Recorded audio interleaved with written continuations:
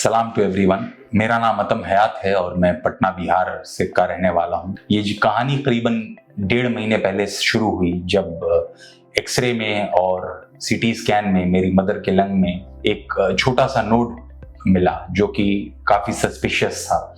इस दरमियान जब हम लोगों ने सीटी स्कैन या पेट सीटी स्कैन कराया तो पता चला कि वो नोड जो है that is most likely to be malignant.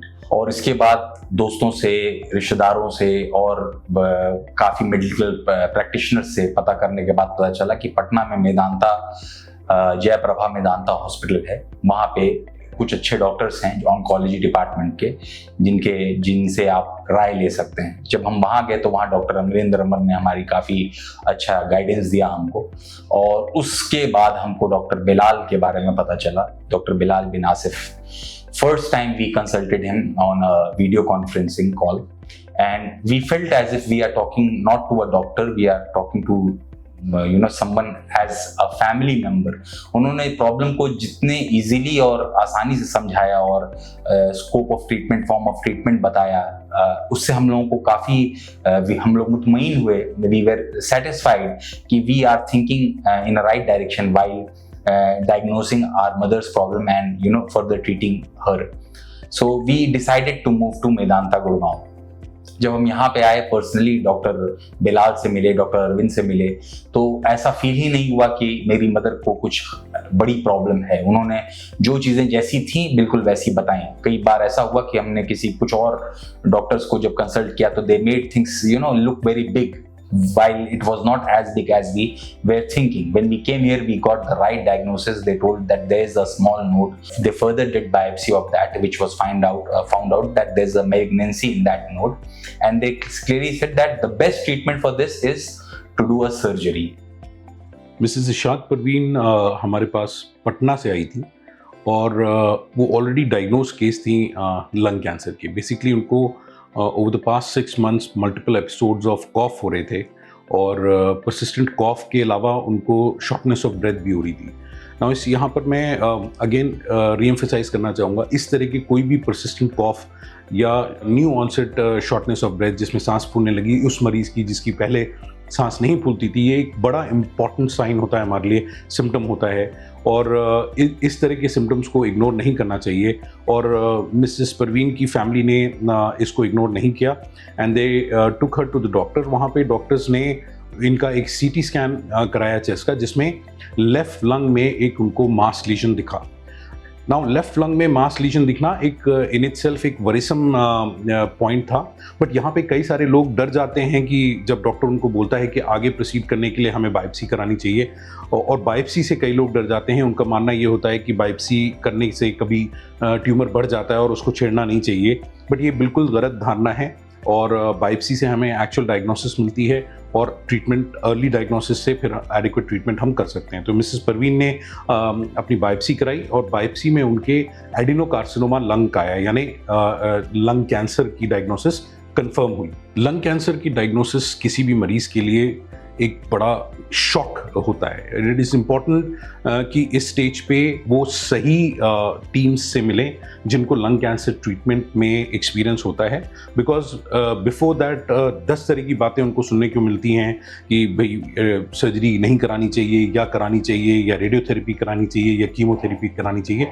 ये सारे पैरामीटर्स डिस्कस होते हैं मरीज़ के स्पेसिफिक कैरेक्टरिस्टिक्स पे। यानी कोई मरीज़ आपके पास या मेरे पास आता है लंग कैंसर की, तो उसको हम लोग हेड टू टो इवेल्युएट करते हैं, उनकी स्टेजिंग करते हैं, जैसे पेट स्कैन होती है जिससे हमें स्टेजिंग पता चलती है कि वो कैंसर अपनी जगह लोकलाइज्ड है या लोकली कहीं फैल चुका है या पूरी बॉडी में फैल चुका है। बिकॉज जो ट्रीटमेंट पैरामीटर्स हैं स्टेजिंग पे बहुत सिग्निफिकेंटली जो है डिपेंड करते हैं। तो मिसेस परवीन की स्टेजिंग हुई और स्टेजिंग में हमें ये मिला कि बाय गॉड्स ग्रेस उनका जो ट्यूमर है वो लोकलाइज्ड डिजीज़ है और वो सिर्फ लंग तक ही सीमित है, और इसलिए उनके लिए surgery was the best choice. किसी भी लंग कैंसर पेशेंट्स में अगर ट्यूमर एक जगह सीमित है या लोकलाइज्ड है, जिसको हम अर्ली स्टेज लंग कैंसर कहते हैं, तो वो सर्जरी के माध्यम से बेस्ट ट्रीट किया जाता है। तो इस स्टेज पे जब मैंने उनको सर्जरी की बात की तो वो लोग काफ़ी घबरा गए, पर्टिकुलरली मिसेस परवीन जो हैं वो काफ़ी घबरा गई। वो अपनी एज को लेके परेशान थी कि इस एज में सर्जरी कराना जो है बहुत मुश्किल हो सकता है, मैं ये सर्जरी सह पाऊँगी नहीं सह पाऊँगी, मुझे दर्द होगा। बट गुड थिंग इज़ कि हम उनको अच्छी तरह से सारी प्रोज एंड कॉन सर्जरी के एक्सप्लेन कर पाए। हमने उनको बताया कि 80% of our lung cancer surgeries जो हैं वो दूरबीन के माध्यम से हो जाती हैं, यानी वैट्स की पद्धति से हो जाती हैं, वीडियो असिस्टेड थोरेसिक सर्जरी। उसमें जो है पेन कम होता है, रिकवरी फास्टर होती है। और इन सब बातों को सुनने के बाद उनका कॉन्फिडेंस बढ़ा और वो सर्जरी के लिए राजी हो गई। सर्जरी जब हो रही थी उस दरमियान 7-8 घंटे जो सर्जरी चली, the location of the node was a little critical. It was close to the aorta, so it was not easy, but still they went for the best surgery. They did not do an open surgery for this. उन लोगों ने watts का इस्तेमाल किया और उसके वजह से जो है there was very less pain and trouble which was given to my mother's body, and she was, after 7 hours of surgeries, she went to ICU and within couple of days she was quite normal. सबसे बड़ी बात, even जब mummy ICU में भी थी तो operation theatre में जब थी और उनका ऑपरेशन चल रहा था तो एवरी 2 आवर्स में हमको फ़ोन आ रहा था, मेरे नंबर जो यहाँ रजिस्टर्ड है, कि आपकी मम्मी अभी स्टेबल हैं, ठीक है, एनेस्थीसिया पड़ गया है, सर्जरी शुरू हो गई है, सर्जरी ख़त्म हो गई है। मतलब उन लोग पूरा हमें रिपोर्ट दे रहे थे कि हाँ ऐसा ऐसा हो रहा है। तो उससे हम लोग बहुत सेटिस्फाई थे कि चलो मेरी मम्मी किस हाल में हमको पता चल रहा था हर 2 घंटे पे।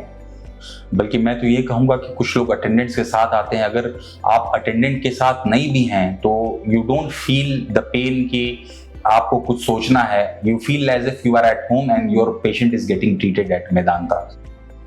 सो सारी नेसेसरी प्रिपरेशंस के बाद Mrs Parveen underwent video assisted thoracic surgery, या जिसको हम वैट्स लोबेक्टमी कहते हैं, और साथ में हमने उनका सिस्टमैटिक मीडियस्टाइनल लिम्फ नोड डिसेक्शन किया, यानी जो लिम्फ नोड्स होते हैं लंग्स के अराउंड वो सारे के सारे लिम्फ नोड्स भी निकाल दिए। और ये सारा का सारा जो प्रोसीजर है वो दूरबीन के माध्यम यानी वीडियो असिस्टेड थोरेसिक सर्जरी से बाय ग्रेस ऑफ गॉड पूरी तरह से सक्सेसफुली कंप्लीट हो गया। वीडियो असिस्टेड थोरेसिक सर्जरी या वैट्स लोबेक्टमी लंग कैंसर में बहुत बहुत बहुत इफेक्टिव ट्रीटमेंट है।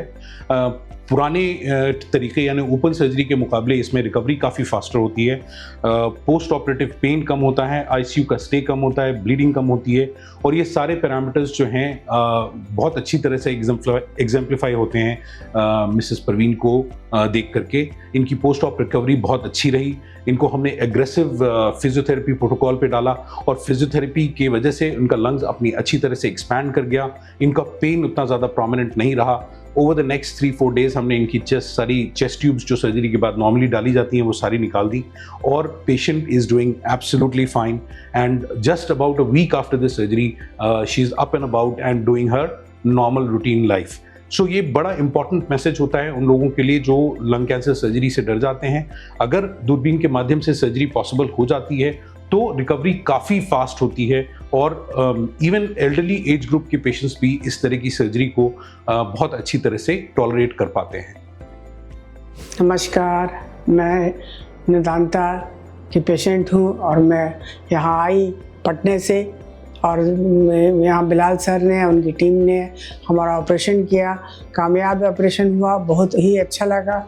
हमें लगा ही नहीं, हम तो हार गए थे ज़िंदगी से अपने, लेकिन उन लोगों ने मोरल बूस्टअप बहुत दिया हमको और बहुत हमारा ख्याल रखा, और हमको आज अच्छा करके वो लोग चला रहे हैं। मैं जा रही हूँ अपने पटना बिहार, और सभी डॉक्टरों का, खास करके बिलाल सर का मैं शुक्रिया अदा करती हूँ, सभी डॉक्टर का धन्यवाद कहती हूँ कि उन लोगों ने बहुत अच्छा मेरे साथ बिहेव किया, बहुत अच्छा से रखा और बहुत अच्छा ऑपरेशन किया। मैं कामयाब बनकर जा रही हूँ। जंग लड़ लिया, अब ऊपर वाला मार सके ना कोई, जाके रखे साइयाँ।